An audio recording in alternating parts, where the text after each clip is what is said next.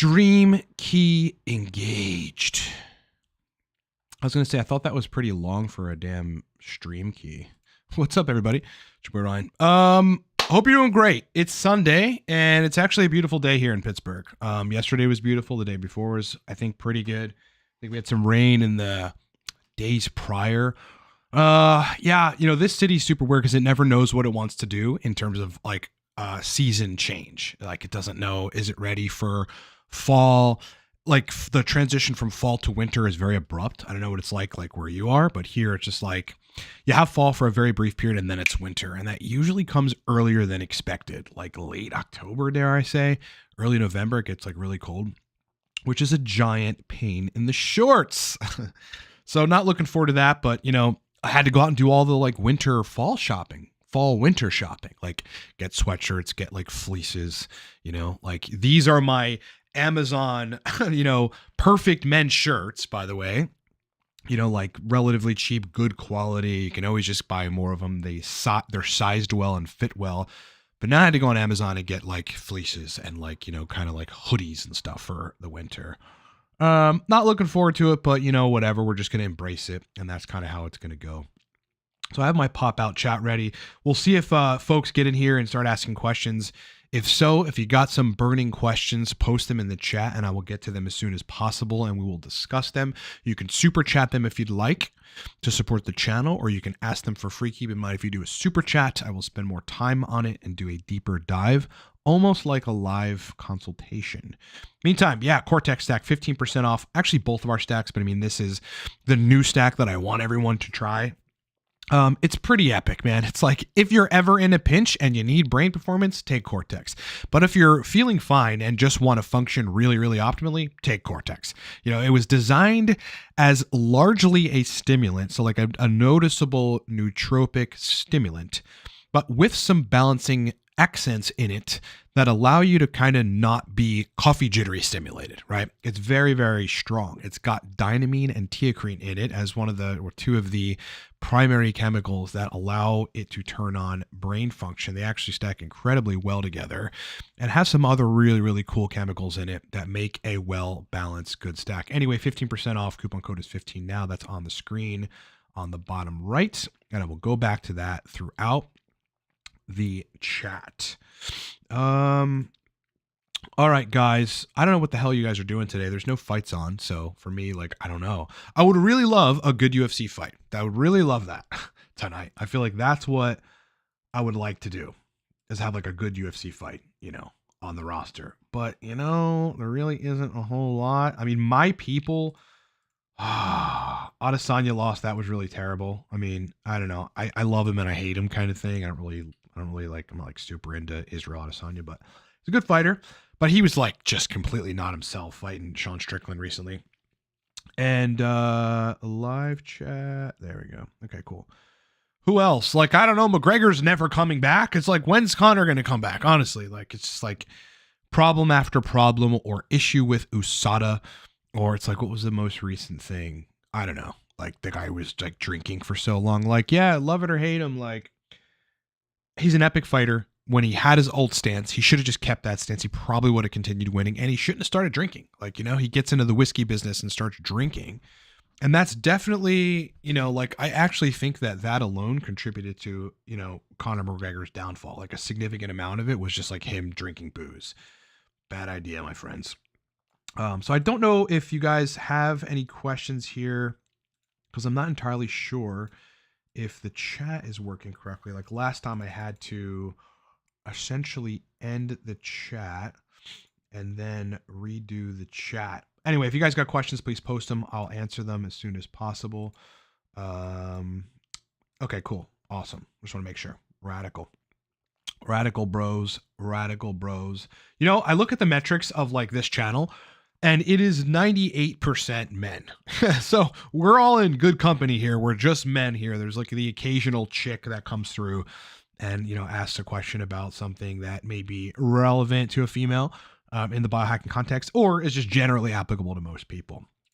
Akes is saying, ACOS, do you have any experience treating chronic pain? No, not individually. No. Yeah. I mean, I know that I think the primary treatment that the medical establishment has to offer for that sort of thing is typically GABAergics, like, what is it? Amitriptyline or something to this effect. GABAergics predominantly. And I've seen them be effective. Like I know people with chronic pain, they've got like chronic jaw pain or otherwise like some sort of strange neck and shoulder tension that is consistent. And there's like nothing they can't really get to the bottom of why it's happening. And GABAergics tend to help that situation. That's about the best that I can give you.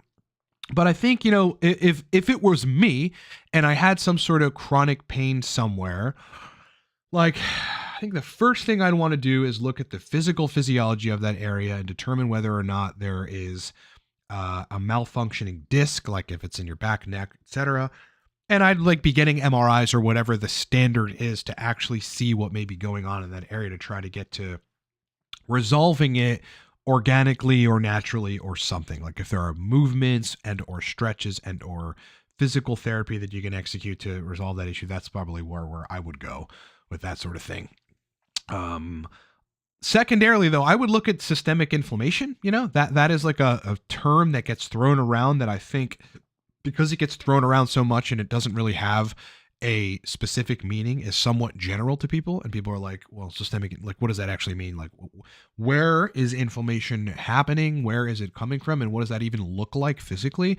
Well, what it looks like is cytokines that are being released from your intestinal tract that travel, into the brain and or elsewhere, like into tissues, and cause a localized inflammatory response, which then causes you to have discomfort and or pain.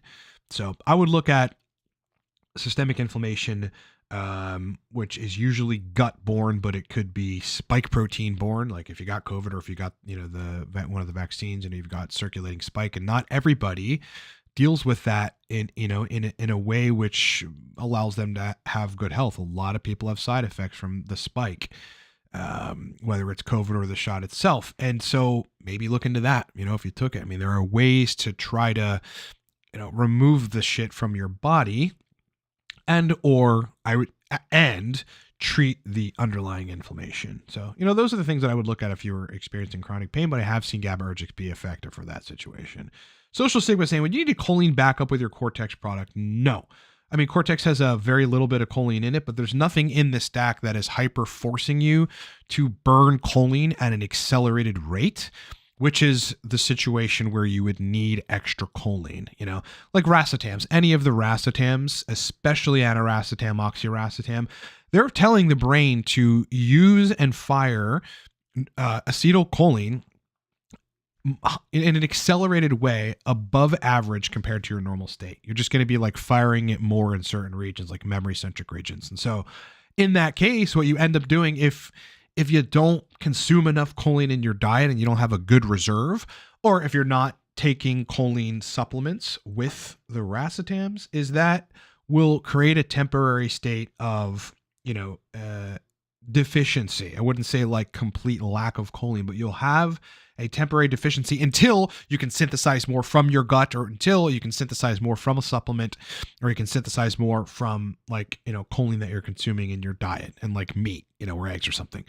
And that usually leads to side effects, whether it's like ice pick headaches or short-term memory issues or generally feeling unwell. That's why people suggest taking choline sources with racetams. But no, the Cortex stack would not need additional choline. You're synthesizing a good degree with ALCAR in the mix. That'll make you synthesize a little more choline on top of baseline. And then there's like what I consider a perfect dose of citicholine in that stack. Majorly though, it's dual adenosine receptor antagonism, and it's like negative allosteric modulation of the adenosine receptors, which makes adenosine, which is a tiredness neurotransmitter, way less potent at the receptor. So you get wakefulness as a result of that. It actually works in a very interesting way, the Cortex stack. So yeah, you wouldn't need additional choline with that. Any other questions, guys? If you got questions, post them. If we can get enough people in here, post them and we'll get to them. Otherwise, I don't know what I'm going to do tonight, right? Well, it's Sunday, so really there wouldn't be fights. I don't know why I was talking about fights before. But I just feel like I would love good fights with all my good people, like every weekend. It would just be awesome. So why is that down like that? Let me fix like the location of this thing. All right, booyah. Cool. So Zoomer Loyalist is saying, could GABA glutamate ratio imbalance be the cause of insomnia and chronic headaches? I used to use gabapentin and benzos as well as finasteride, which can affect GABA as well. All of that can affect GABA. Predominantly, though, the gabapentin and the benzos, were modulating the benzo sites at the GABA A receptor in a way which, causes them to be in an effective withdrawal when you do not consume benzos and or gabapentin or other GABAergics thereafter, and could lead to the chronic headaches and the insomnia that you're having. Finasteride does a lot of super negative things too. So, I mean, it runs the gamut. So I'm not really sure if finasteride is contributing. Predominantly over estrogenizing the male body is what, finasteride is going to do. So you've got to be careful with that. Maybe look into your hormones, like actually run labs for sure and see if anything is skewed. DHT is probably low because you were on finasteride. And those things being low affect, dopamine neurotransmission in a negative way, right? So you want to look into that.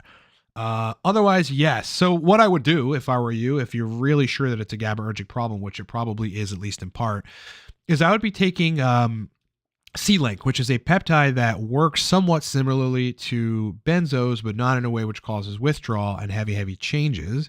It's just a positive allosteric modulator of the benzo sites at the GABA A receptor, which will help GABAergic function to be better in general. You also want to look at dietary precursors for GABA, specifically probiotics, so that you have enough that you are making. If you treat it that way with C-Link and, a good quality probiotics that have live cultures in them that are known to create GABA, then, in time you will be better, not necessarily cured, but you will get better over time. Swish is saying, what causes libido being dependent on acute cannabis usage, even after no longer using it with prolactin and check libido is still bad? So in other words, when you smoke or ingest cannabis, you have libido again thereafter. Yeah, that is difficult to say, but there are acute increases in some neurotransmitters, including dopamine, when cannabis is in the mix. So maybe your brain just got somewhat dependent on functioning and firing dopamine in a normal way in the hypothalamus, the medial preoptic hypothalamus, which is where a lot of your libido sits in your limbic system. So perhaps, this is just me hypothesizing and I'm probably reaching here, but the only thing I can really think of is your brain got dependent on cannabis to induce that dopamine release. Because the dopamine release is important for the beginning sequence of it's necessary efficacy, like somewhere down the line. It's not really necessary down the line, but it's important for that beginning part. I take some macunapurines and see like 500 to 1,000 milligrams a day of macunapurines and see if that makes a difference. Alternatively, you can consume more foods with tyrosine in them every day consciously, like make a judicious effort to consume more stuff with tyrosine in it and see if that helps you make more dopamine. But ultimately, if prolactin is in check, what is your estradiol? That would also be something that I would want to look at, because pot is estrogenic largely. And that is going to mess with libido if it takes your estradiol past the range where you're used to it being. So look at estrogen, even if it's within range, probably try to lower it to like between 20 and 25 picograms per milliliter. I'm getting a question about which one of our stacks is safe with an SSRI. Well, safe, both are fine to take with an SSRI. Is that optimal? If anything, Torque and or Cortex will make your brain function better while, under the influence of an SSRI, because SSRIs are anticholinergic, particularly at the receptor sites. So that would be my, response to that. Jordan Gina, thanks for the $10, brother. Really appreciate it, man. He goes, been following you for years, so TRT, general baseline protocol, is going great, but have been tapering off Suboxone after being on for 4 years. What should I do to come off easier? I know that is is that an opioid receptor, drug? Suboxone, right? Yeah, opioid addiction. So exact mechanism of action I want to look at, because, then we can sort of see exactly what is in withdrawal. Stabilizes opioid receptors. Interesting. High affinity against, it's a high affinity agonist for the opioid receptors. Yeah, so you're in a place where the opioid receptors are not getting, or at least as you're tapering off, They're not getting binding. I mean, there is no way to my knowledge to make that an easier process other than not coming off of it completely and tapering it until you get to nothing, and then dealing with the side effects that may come about, in that situation. Like, you're going to probably read and or see people suggest things like Kratom because it's an opioid receptor agonist. And who am I to tell you that that isn't a good idea? However, it's not a good idea, right? Because all you're really doing is trading one thing for another thing, even if they're different in terms of their strength, right? So it's like, then if you have continued opioid receptor agonism thereafter, you're going to be raising prolactin, you're going to be inhibiting hypothalamic dopamine, and none of that is good for sexual function. Even if you're on TRT, prolactin will inhibit your sexual function. That's one of the things people don't know about that chemical. There's no case in which prolactin is good, by the way. I want to make a video about that. But otherwise, yeah, I mean, continue the taper and rely on TRT to help, support other neurotransmission like dopamine. And, like if this was me, I'd be tapering and then tapering to the point of nothing. And I'd be doing cardio probably every day to like stimulate neurotrophic factors, BDNF specifically.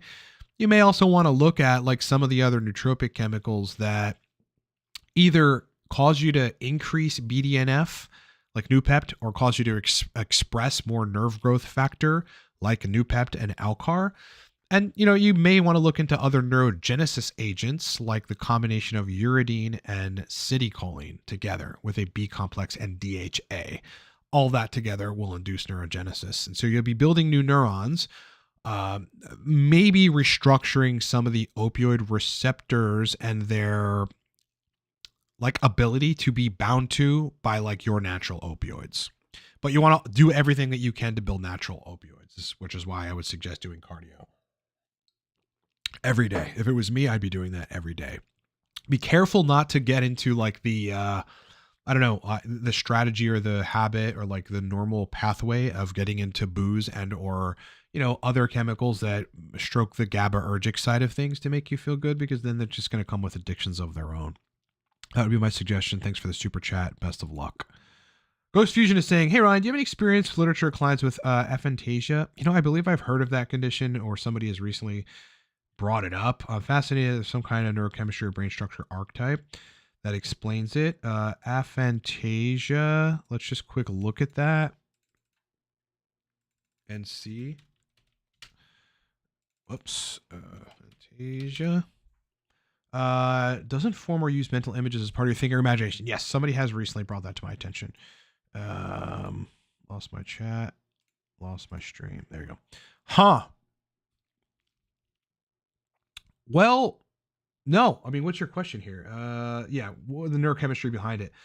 Episodic memory is a pretty important element of making pictures in your head. The occipital lobe, which is like in the back of your brain, is a pretty important region that is important for you making pictures in your head. So I would wager that it's unlikely to be a neurotransmitter deficiency, but rather a region-specific deficiency induced by something, right? It's like if people have that all their lives, that's obviously genetic.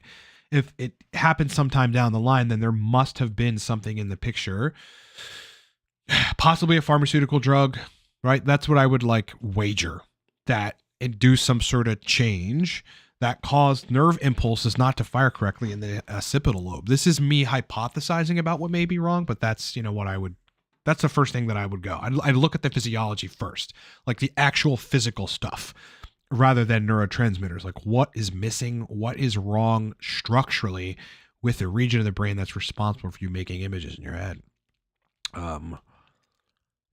In that particular case, one might benefit from somewhat chronic low dose of psilocybin via the 5-HT2A receptor activation, which may bridge the gap in this like seemingly downed state in terms of the occipital lobe's function. That'd be like, if it was me, those were the first two, couple routes that I go explore, and then explore the fuck out of them until you realize they're either right or not right, and then move on to another route.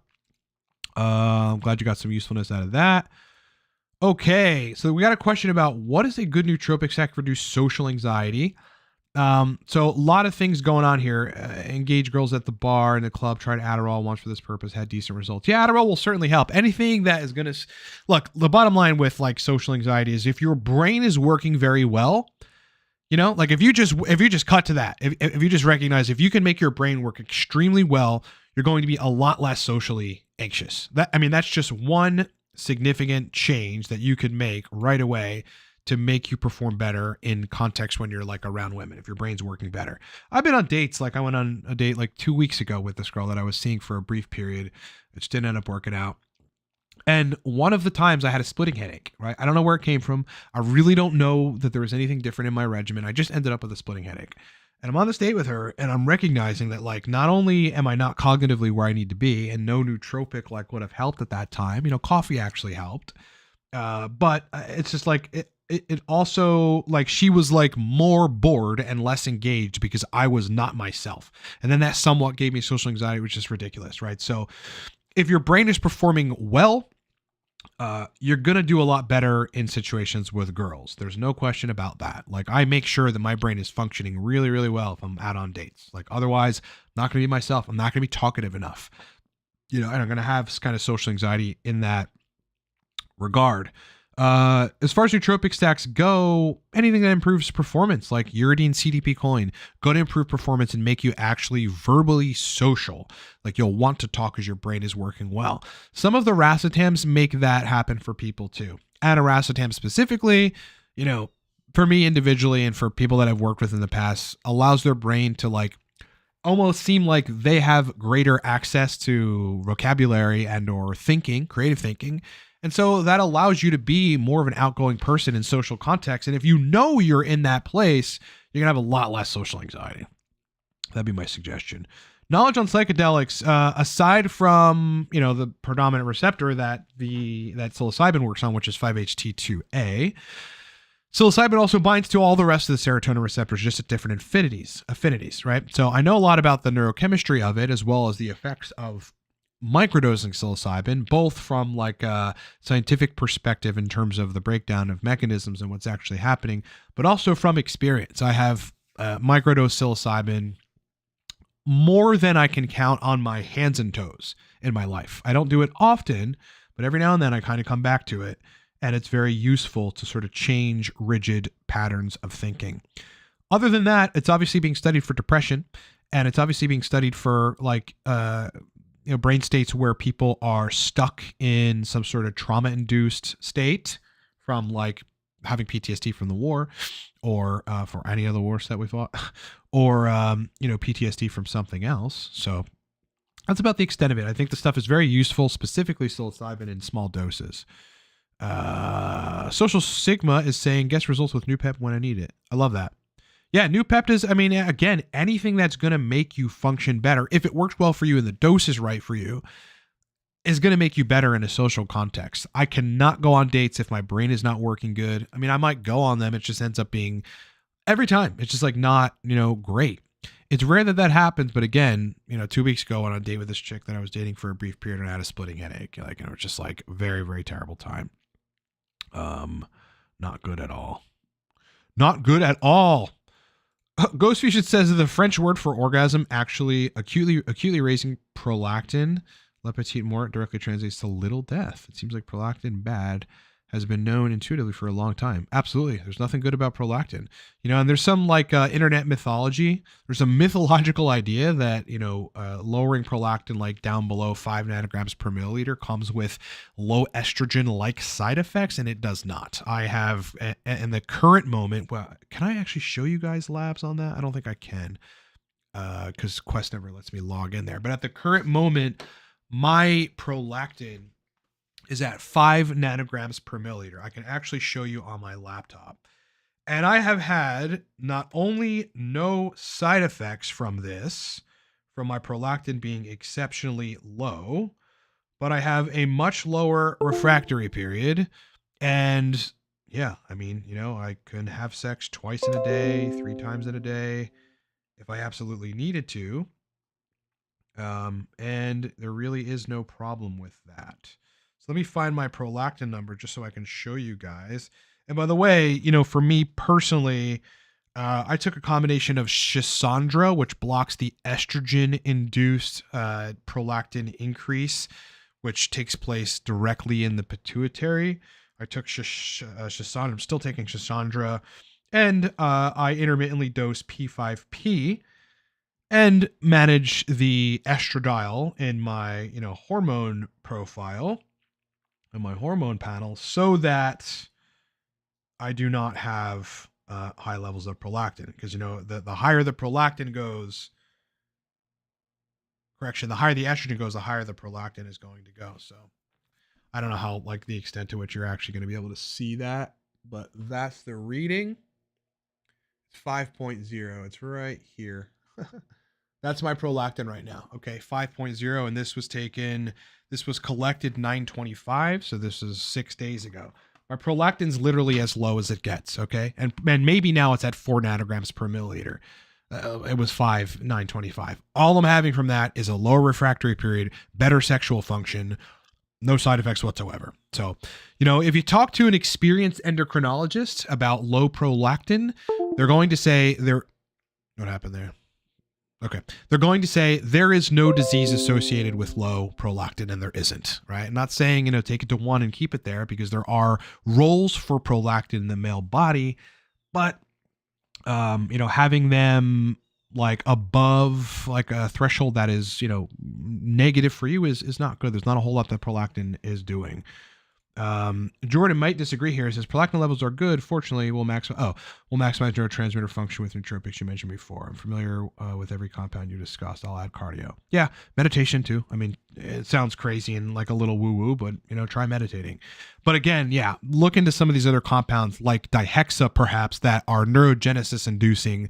That kind of chemical specifically via hepatocyte growth factor agonism, which would be useful in your particular situation, to kind of get your brain somewhat back to normal.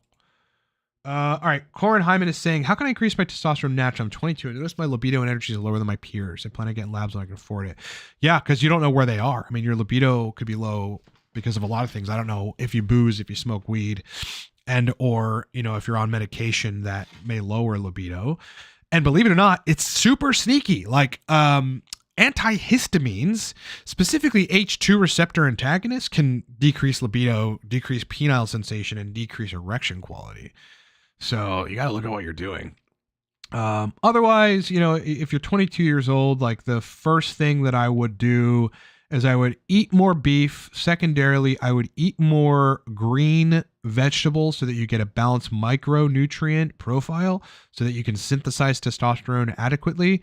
Thirdly, I would do everything under the sun to make sure that you have optimize hypothalamic pituitary health, because that's ultimately where, the building blocks to your testosterone come from. In the base of your brain, in that gland, the pituitary gland, and stemming from the hypothalamus ultimately. So maybe look into taking some high dose vitamin E or P5P so that you can take prolactin down even further than where it is, so that you end up pumping out more gonadotropins that send the signal to your testicles to make more testosterone. In addition to that, you're going to want to make sure you're consuming cholesterol in your diet, right? So you can actually, in the synthesis process, have enough raw precursor to make all the other hormones. In addition to that, you may want a low dose pregnenolone so that you can have what ultimately is the sort of master hormone for all of the ensuing downstream sex hormones. Those would be my suggestions. If you don't want to do any of that stuff and you want a straight shot to at least intratesticular testosterone while seemingly staying natural or largely staying natural, just get HCG and inject it. It's going to shut down the brain side of gonadotropins to a degree, but you'll still be making testosterone intratesticularly, so you're still half natural in that regard. And you can always use Clomid to get the brain part of it working good thereafter. Those would be my suggestions. Lastly, if you want a peptide that will help do this, just take gonadorelin, which will stimulate the gonadotropins from the brain perspective, or kisspeptin, which will also do that, but just in a slightly different, way. Vincent is saying, I'm in a very challenging radiation therapy program. At my clinical site, I'm positioning patients on the treatment table. I need very strong motor function skills. Your thoughts on improving? So the motor function that you need is to be positioning patients on a treatment table, challenging radiation therapy program.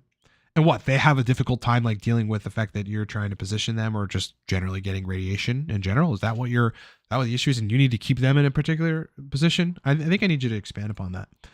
So I'm getting a question about Kratom. I got off Kratom when I found out the effects it has on prolactin levels. Awesome. Yeah. You know, the videos, I think there's like 2 videos that I've done on Kratom on this channel.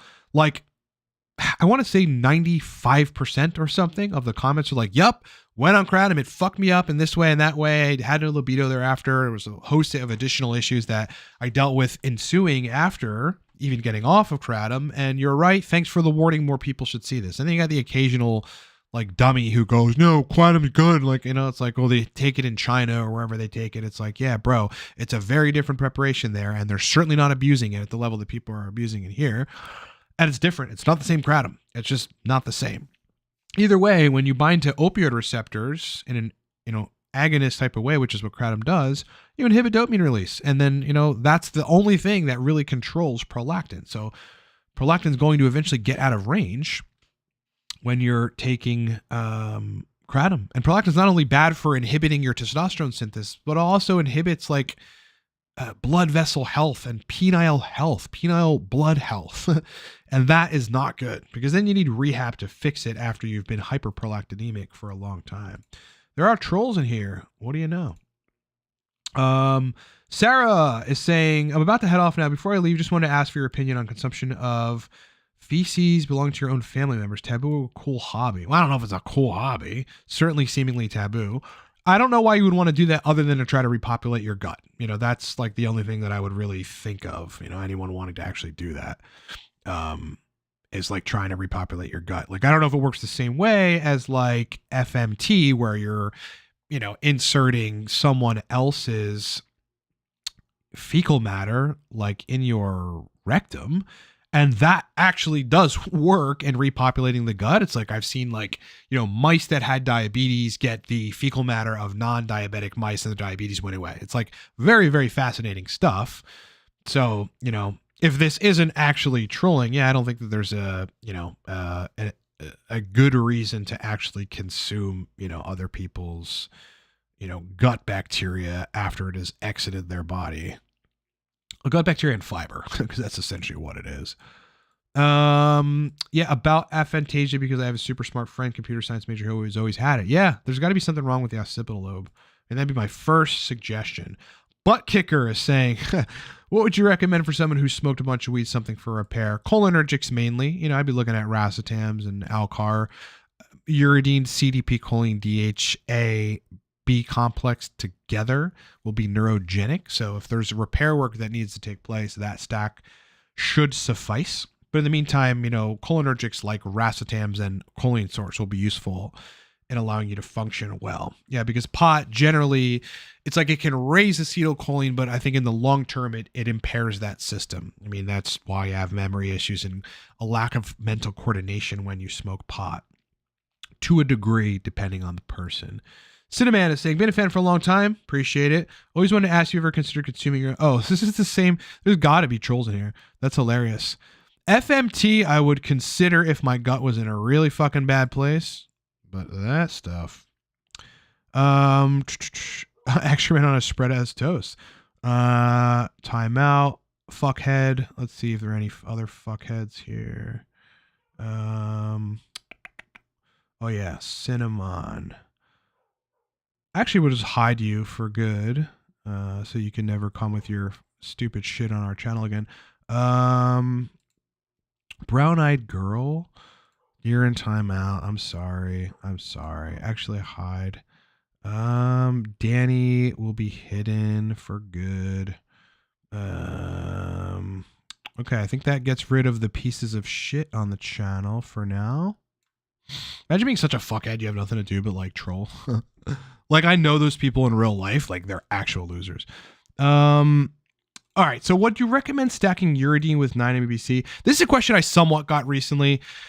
Look, they do obviously very different things, but I don't think that you would really need to be taking them together, because 9-MeBC is the most versatile dopamine restoration chemical like you could ever have, like that you could ever get, that you could ever take, right? So it's like it would be somewhat redundant and or like maybe even counterproductive to have uridine, which is doing some dopamine receptor sensitization and then some dopamine release stuff in with 9-MeBC, which is mostly like restoring dopamine projection from some of the regions of the brain that, okay, cool. Their comments disappear when that happens. That, produce dopamine, which is predominantly the ventral tegmental area.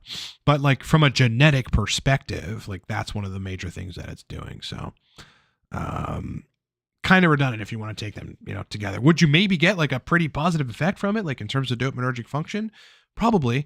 I don't think that I've ever done it myself. Like I'd have to really look at, some of my old notes and, see if that's actually something that I've done, but yeah. Yeah. Imagine choosing to spend your Sunday that way. Yeah. Some people are just losers, like absolute losers in real life. Like imagine what that guy looks like, or those people like actually look like in real life. Imagine that. Like just think about what they look like. They've been rejected by women their entire lives. If they're men, they're absolute losers. They make no money. And, some people just get the shit end of the stick because they don't try in life, So like the only dopamine that they can actually get or like feel good that they can get is like, being an asshole on chats. Hide user. I'll have to look at like how that's like happening. There must be some like spam thing that's taking place. I never know. Any other questions, guys? If you guys got questions, ask them. I will put them on the screen and we will get to them. Otherwise, 15% off the Cortex stack right now. Coupon code is 15 now. That's somewhat ongoing, but I never share that coupon code on the channel. Okay. So if you've been looking to try the new stimulant version 2 after 8 years of a really good stack, but then uridine wasn't available. So I was like, okay, now it's time to change it. And I really have been wanting to put together dynamine and teacrine in a stack, and it is phenomenally powerful. All right. So go get it. livecortex.com. Coupon code for that is 15 now. It is incredible. Good stack for reading comprehension, focus, and assimilation. Quite honestly, for comprehension, you're just going to want to work on acetylcholine. So if you can make Noopept work for you, like, you get the dose right for you, then Noopept would be a good suggestion. Additionally, though, any of the racetams that are going to accelerate choline release are going to be useful, in that regard. Ataracetam, oxiracetam, phenylpiracetam, pramiracetam for reading comprehension. Pramiracetam has been, over the years for me, one of the racetams that I've seen be pretty effective with college kids. So obviously there's like reading comprehension and information retention optimization that's happening there. That's what I would suggest. Yuri is saying, would Cortex be safe to consume if you're using prescribed steroids? Yes, absolutely. I don't know what you're, prescribed, like what steroids you're prescribed, but there would be no negative interactions between Cortex and like Proviron as an example, or Cortex and like any other supplements. This is another one that trolls. Hey guys, let's look at the guy who in real life doesn't get fucking chicks and is like an absolute weirdo. Doesn't weed impact the dopaminergic system mostly? Well, it impacts like all manner of neurotransmitter systems, like all of them. It's like you get some sort of superficial release of acetylcholine and dopamine initially, but it's like you have to think, if you understand how the brain works and how neurotransmitter release works, like they're coming from somewhere. And if you're forcing the release of them without replenishing them, then you end up in a place where you're ultimately depleting them. At least not a modern day snake oil salesman. Yeah, that would be not good to be. There's a lot of those out there. And it's like people you wouldn't actually think. Like, there's known YouTubers that talk about biohacking, like one that became really popular that I know personally, who's kind of full of shit. And I hate seeing that, like, and you can usually tell when there's either a lack of scientific discussion about something, like a lack of real scientific discussion. There's like a lot of like hypey sort of like, I don't know, like spammy sort of behavior, like spammy thumbnails and like crazy kind of clickbaity crap coming out of people. And when they don't interact with their audience, if someone is, in a place where they don't interact with their audience, they don't give a shit about you. Can Masteron lower estrogen or you still need anon? This is an incredible question because there has been some sort of like, a degree of like a lack of clarity regarding Masteron and Proviron and, basically DHT derivatives and them effectively operating as aromatase inhibitors. And you have to hunt. I mean, you've got to hunt the deepest parts of the internet to find the scientific literature on this stuff. And I did. And what I found was that what actually happens is they do occupy aromatase enzymes, or they bind to aromatase enzymes and modify them in a way which effectively acts as an AI. Now, the degree of strength that you get, like, aromatase inhibition wise from a DHT derivative is not going to be as significant or as strong as an actual AI. I mean, there's no comparison. However, you definitely do get an aromatase inhibition or an anti-estrogen like effect from Proviron, from Masteron, and probably from Winstrol as well, because these are all DHT derivatives. And at the post-receptor binding level of estrogen binding to receptors, there's like genetic activity that's inhibited, that's estrogenic, and you're taking those chemicals. And again, if you track it down in the literature really, really far back, there is occupation of the aromatase enzymes with some of these chemicals that actually make it so they act as mild AIs. That's why, all the guys on steroids that take Proviron or whatever, they report this. It's like, people couldn't really isolate that in literature. I did. It actually is true. But, if you got enough people anecdotally saying like, hey, this is happening and I don't need an AI, my estrogen's low and I'm getting low estrogen symptoms, from taking some of these DHT derivatives, then, it's happening. It's certainly happening. All right, let's see. Butt kicker. Is this referring to like you kicking butt in gaming? That's like the first thing I think of. That sounds like a fucking COD name. Been using NSI 189, bromotan, IBC for 15 days. Which racetam have you seen the best results with? Okay, those are cool chemicals to be using. As far as racetams go, it depends on what you're trying to do. I mean, regular old paracetam can be pretty useful for a lot of people. I mean, to be honest with you, I think I take this stuff and I'm like, wow, this it never gets old. I never get sick of it. It always produces the same result. So maybe just look into regular paracetam. But I mean, you kind of can't go wrong with phenylparacetam or phenylparacetam hydrazide. I mean, those are incredible chemicals. Unsuitable saying for B vitamins, which are the most alongside cholinergics and stims, which are a must alongside cholinergics and stims. I would say folate. I would say B12 is useful, B6 and B5. Okay. Folate, B12, B6, and B5. General B complex would make sense, though. Yes, B5 and B6. Yeah. I mean, there's some choline modifying properties that B1 executes. And so, maybe bring in some B1. I'd get like a methylated B complex and I think you'd cover all bases. Jesse Batonis saying, yo, what up, Ryan? Is there anything I can do to make my 200 milligrams of modafinil more effective? Tried Bakuna 90BC, love the new Cortex, and wait for Sandrovit. To make it more effective than it already is, you would want, you'd probably want to run a cycle of 9 MEBC for 30 or 40 days while you're not really taking modafinil so that you can attempt to resensitize the dopamine response. I mean, that's really the best suggestion that I would have for that. I mean, otherwise look at everything else in your regimen that is contributing to tiredness and preventing wakefulness. And if you can remove stuff that may be inadvertently contributing to tiredness, and then I think you'll have a better response from modafinil. Justin Thompson saying, quick stack for recommendation for caffeine addict that's tried many remedies and nothing has worked.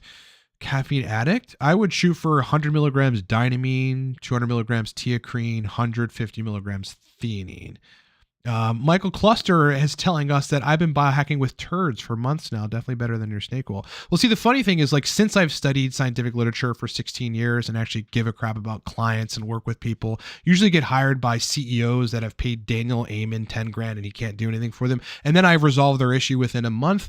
Pretty safe to say it isn't snake oil.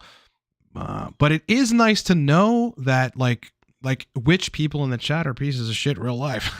Sorry, you're a loser, bro. And guys like me, probably take your girl. All right. Let's see. Yeah. So here's a good example of like some of the DHT derivative chemicals that like act as AIs. Estradiol was 16 last blood test, 150 milligrams test, 60 milligrams primo. Yeah, reducing the primo and boosting the test. For sure. I mean, 16 is right in that borderline too. Like, you're probably feeling achy joints, or you may have some of these like negative, low estrogen side effects. Like, absolutely, positively, it does happen. Ghost Fusion is saying, have you looked into compounds that increase mitochondrial uncoupling as a method of increasing brain performance? A lot of caffeine benefits seen to derive from mitochondrial uncoupling. No, I haven't really looked into it, but I will. I'm curious about it, to see what that actually means or is referring to, or what kind of downstream negatives or positives that happens. Gabrielle, oh man, we got to ban this guy. We'll ban you. We will ban you. It's all good. Love your work. Don't listen to people talking shit. Oh no, I don't care. I deal with that all the time. Like, I've been on the internet, like, discussing things. Like, before I even was talking about nootropics, I was talking about like business and marketing in like 2010. Like, after I got out of the army, and right as I was started talking about nootropics. And yeah, the internet is like the place on the planet where people can say things that in real life they get punched in the fucking face for. You know what I mean? So there is no, preventing that from happening. That's just how it is. But yeah, it's a balance. The internet's kind of a great place for that. That's kind of why I like COD. I like playing Call of Duty because, it's a fun game to play, but at the same time, there's a lot of shit talking and it's like fun to go in there and just like, okay, here we go. Sometimes you crave it. You're like, all right, let's go. I'm in the mode to deal with some shit talking. Gabrielle is saying, thoughts on all-time favorite stack with 9-ABC for focus and flow. Nootropic company Nootopia. I do know Nootopia. Pretty sure that's a company that has some very, very expensive nootropics that they shouldn't be pricing that way, but to each his own. Focus and flow. Again, 9-MeBC is the kind of compound that you want to take for restorative purposes in terms of dopaminergic function, and not necessarily like haphazardly or in a way that is like recreational. Like, you just want to be taking it, so that you can fix an issue and not necessarily for acute stimulation. Metal Brew is saying some of the trolls and the shit talkers are keyboard warriors, definitely, but like not actually warriors in real life. Like this woman, well, which is probably like a guy. Like, what she's saying isn't true. So like, how are you a warrior if you don't even do your fucking diligence? Obviously I pissed you off in some way. You were probably being an asshole and I checked you for it. And there's nothing I can say other than don't be an asshole. Butt Kicker, which is a great COD name, is saying, I'm going to try out the racetam. Anything else that can sneakily help after smoking a ton of weed? Yeah, honestly, racetams. Racetams will put into use the cholinergic function that you need in the presence of marijuana. That's why I never really could consistently smoke pot.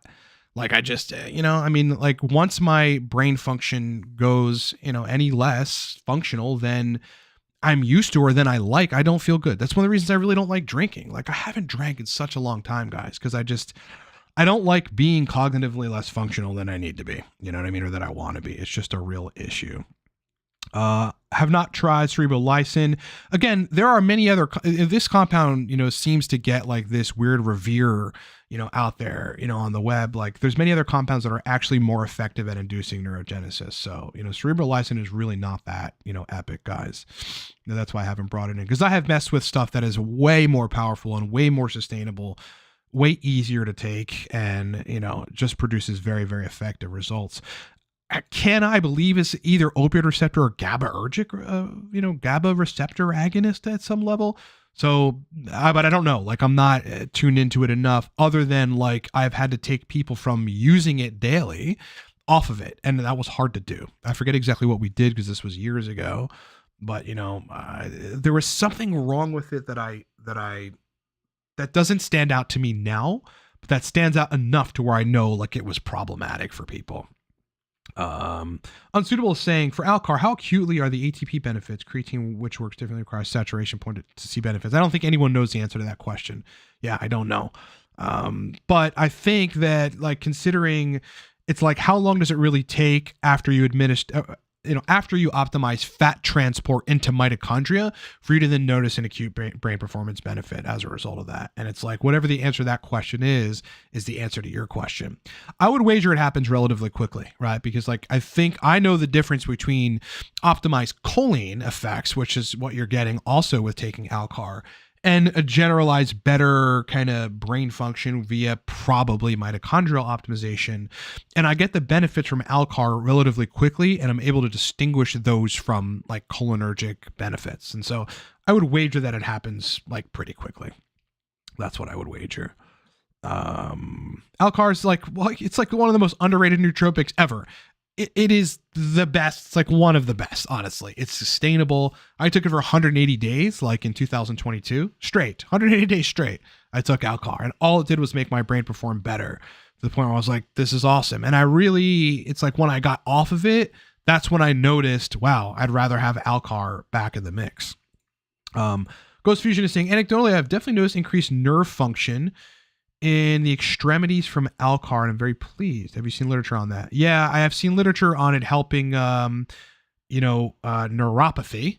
And so that possibly could be what you're running into. Lloyd McLeod, mine is a real deal. So is Lloyd McLeod, man. So are all of you guys, except for the keyboard warrior who has no life. Epic questions, guys. If you guys got any more last minute questions, throw them in there. I'm going to end the stream soon. Again, as I said in the beginning, Cortex Stack 15% off. Coupon code is 15 now. That also applies to Torque. So if you like Torque and you've been buying the stack and you like it, you can save 15% on your next order. Just use the coupon code 15 now. It applies to both of the stacks right now. You can get them 15% off. And hey, that's, enough of a difference in the price where it's like, it kind of makes the difference. Like, I've been paying attention to why people drop off the website, and a good degree of it is they might get to the end and see, shipping, if they want shipping, like 2-day shipping, it's like a little more than they would want or whatever. So use that code. Unsuitable saying, I've been using ALCAR the past few days, minor headaches while having focus. Yeah. So it's doing something with choline. Maybe you just need to get more choline in your diet, because you will be donating to acetylcholine production, but it's like maybe at some level that is contributing to some sort of, taxing of the cholinergic system. You may not even need to optimize choline, and that could be why. Maybe there's not enough fat to transport in the mitochondria. It's really difficult to say. Maybe you're taking something else that, has something in it. Lloyd, I don't see. Okay, there's Lloyd's super chat. Love the new Cortex. I remember you saying that you need energy promoting newts to help induce focus. Can you extrapolate on this? Why is it so effective? Well, I mean, focus is like, sometimes focus, you have to have a good balance of stimulation and a small degree of something chilling you out, like a GABAergic or a serotonergic.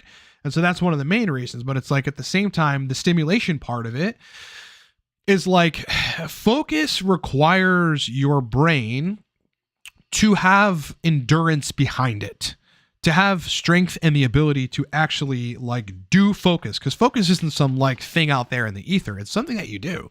And like, you have to be neurologically capable of doing focus in those instances, right? And so if you have something that is directly shutting off tiredness, like the adenosine receptor modifier chemicals are doing, which are in Cortex, in conjunction with ALCAR and the other chemicals in Cortex, then it's like your brain is more equipped to actually do focus. This is why meditation is hard, and why Cortex and or other stimulants that are effective make you better at meditating, because you actually have to try to meditate. Like, your brain has to work in a way which focuses on, in the case of meditation, nothing. If you're doing like I don't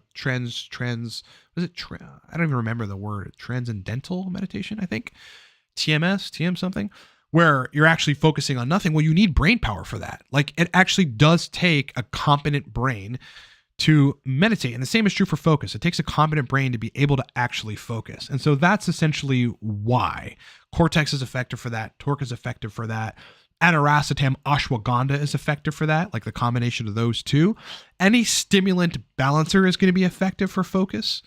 That's essentially why. Focus is something, it's not just something that, like, I don't know, is out there in the ether that you could end up being able to do better, like, because you didn't, like, from not trying to induce it. It's like, you got to make your brain capable of functioning at a level that is either good at baseline because your diet is good and testosterone is good, or better than your baseline via taking nootropics.